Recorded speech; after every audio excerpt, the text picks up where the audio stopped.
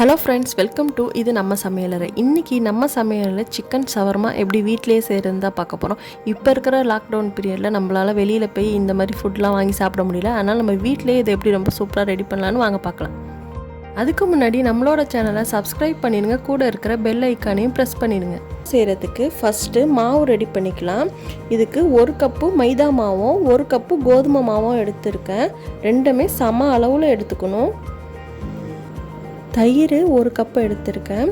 நம்ம மாவு எடுத்துருக்கிறத விட இது கொஞ்சம் சின்ன கப் தான். நம்ம பாக்கெட் தயிர் வாங்கினோன்னா 10 ரூபா பாக்கெட்டில் 1 பாக்கெட் சேர்த்துக்கலாம். உப்பு தேவையான அளவு. இப்போது ஒரு மிக்சிங் பவுல் எடுத்திருக்கேன். இதில் ஃபஸ்ட்டு 1 கப் கோதுமை மாவும் 1 கப் மைதா மாவும் ஆட் பண்ணிக்கிறேன். நீங்கள் எந்த கப்பால் வேணாலும் மெஷர் பண்ணிக்கலாம், ஆனால் ரெண்டுமே சரிசமமாக எடுக்கணும். இப்போது தேவைக்கேற்ப உப்பு சேர்க்குறேன். இதை லைட்டாக மிக்ஸ் பண்ணி விட்டுக்கலாம். மிக்ஸ் பண்ணிவிட்டு இதோட தயிரையும் ஆட் பண்ணிடணும்.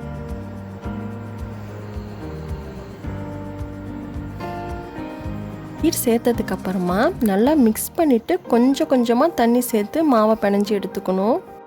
சப்பாத்தி மாவு பதத்துக்கு நல்லா பிணைஞ்சி எடுத்துக்கோங்க. நம்ம கோதுமை மாவும் மைதா மாவும் கலந்து சுடுறதுனால இது ரொம்ப சாஃப்டாக இருக்கும். நம்மளுக்கு சப்பாத்தி டேஸ்ட் இல்லாமல் நான் டேஸ்ட்டில் இருக்கும்.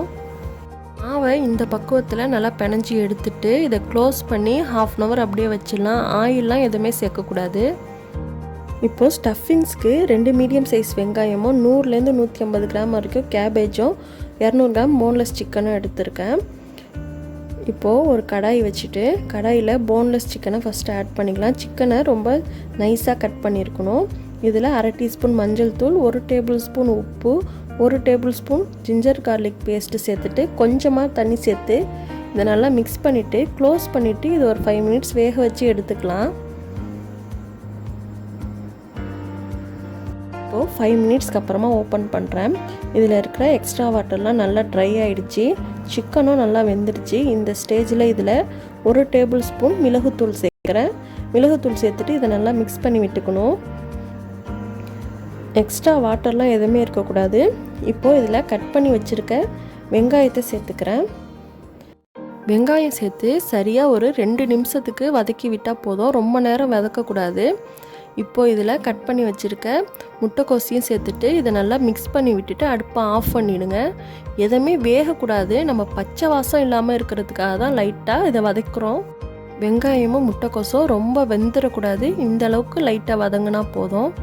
ஸ்டஃபிங்ஸ் ரெடி ஆகிடுச்சு. அவ்வளோதான். அது ஒன் சைடு அப்படியே ஆறட்டும். இப்போ மாவை நம்மளுக்கு விருப்பமான அளவில் உருண்டைகள் போட்டுட்டு இதை வளர்த்த ஆரம்பிக்கலாம். இந்த மாதிரி லைட்டாக மாவு தொட்டுட்டு வளர்த்த ஆரம்பிக்கணும். ஆயிலெலாம் எதுவுமே சேர்க்கக்கூடாது. எல்லா சைடும் சரிசமமாக வளர்த்தி எடுத்துக்கணும்.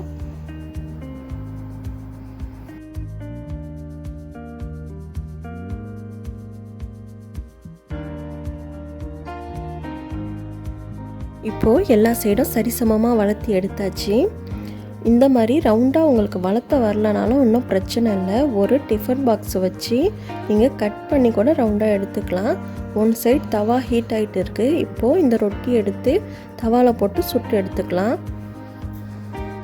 ரொட்டியை தவாவில் போட்டோன்னே ஒன் சைட் லைட்டாக வெந்தோன்னே இதை திருப்பிடணும். இந்த மாதிரி இருக்கணும்.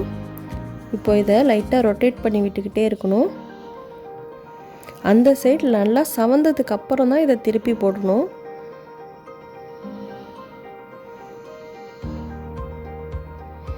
அடுப்பை மிதமான தீயில் வச்சுக்கோங்க. இப்போ இந்த மாதிரி லைட்டாக மேலே பபுள்ஸ் வர ஆரம்பித்ததுக்கு அப்புறமா இதை திருப்பி போட்டுக்கோங்க. இந்த அளவுக்கு சவந்ததுக்கு அப்புறமா தான் திருப்பணும். இப்போது ஒரு காட்டன் கிளாத் வச்சுட்டு கொஞ்சம் கேர்ஃபுல்லாக லைட்டாக ஓரங்களில் ப்ரெஸ் பண்ணி விட்டுக்கிட்டே இருந்தீங்கன்னா இது உப்ப ஆரம்பிக்கும்.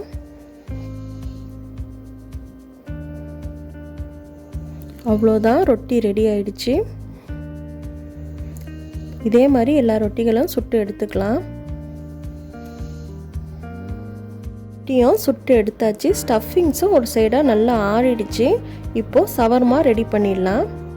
ரொட்டி வச்சுட்டு இதில் 1 டேபிள் ஸ்பூன் டொமேட்டோ கெச்சப் சேர்த்துட்றேன். இதை எல்லா சைடும் ஸ்ப்ரெட் பண்ணி விட்டுக்கணும். இப்போ இதில் 1 டேபிள் ஸ்பூன் தாராளமாகவே கொஞ்சம் மைனஸ் ஆட் பண்ணிக்கிறேன். இந்த மைனஸ் எப்படி செய்கிறதுங்கிற வீடியோவும் நெக்ஸ்ட் அப்லோட் பண்ணுறேன். இப்போ இதில் கொஞ்சமாக ஸ்டஃபிங்ஸ் வச்சுக்கலாம். ஸ்டஃபிங் வச்சுட்டு இந்த மாதிரி லைட்டாக கீழே மடிச்சுட்டு இதை ரோல் பண்ண ஆரம்பிங்க. இந்த மாதிரி மடிச்சுட்டு ரோல் பண்ணுறதுனால நம்ம சாப்பிடும் போது மயோனஸும் இந்த ஸ்டஃபிங்கும் வெளியாகாமல் இருக்கும். அதனால தான் இந்த மாதிரி மடிச்சுட்டு இதை ரோல் பண்ணுறோம். ரோல் பண்ணதுக்கு அப்புறமா இந்த மாதிரி டிஷ்யூ பேப்பர் இல்லைனா ஃபாயில் பேப்பரில் கவர் பண்ணிக்கலாம். சாப்பிடும் போது ஈஸியாக இருக்கும். அதே மாதிரியே எல்லா ஷவர்மாவும் ரெடி பண்ணி எடுத்துக்கோங்க. அவ்வளோதாங்க, ஷவர்மா வீட்லேயே ரொம்ப டேஸ்ட்டாக ரெடி பண்ணியாச்சு. இந்த டிஷ் உங்களுக்கு பிடிச்சிருந்துச்சின்னா மறக்காமல் நம்மளோட சேனலை லைக் பண்ணுங்கள், ஷேர் பண்ணுங்கள், கமெண்ட் பண்ணுங்கள். தேங்க்யூ.